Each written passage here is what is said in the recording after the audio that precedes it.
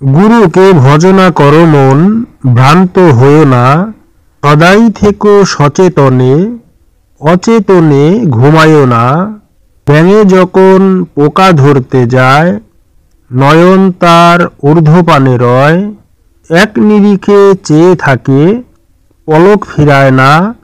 আখি নড়লে পাখি যাবে, নয়নে পলক মেরো না। ছিদ্র কুম্ভে জল আনতে যায়, তাতে জল কি মতে রয়। আসা যাওয়ায় দেরি হলে, পিপাসায় যায় প্রাণ। মন তোর আসা যাওয়ায় দিন ফুরালো, গুরুমতি ঠিক হলো না। নারকেলে জলের সঞ্চার, তার কি আচার কি ব্যবহার। রসে পরিপূর্ণ দেখতে চমৎকার, গোপনে যার গোপিকা ভজনা।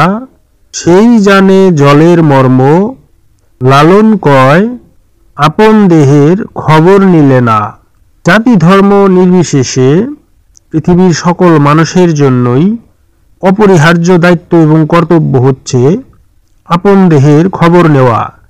আপন দেহের ভেদ রহস্য জানা এবং বুঝতে পারাটাই হচ্ছে যার যার ধর্মের আসল মর্ম কথা।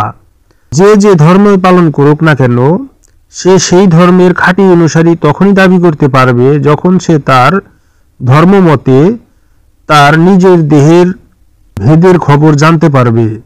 মোট কথা, যার যার আপন দেহের খবর নিতে ব্যর্থ হলে সে কখনোই তাকে নিজ নিজ যে ধর্মই পালন করুক সেই ধর্মের খাঁটি অনুসারী দাবি করতে পারবে না।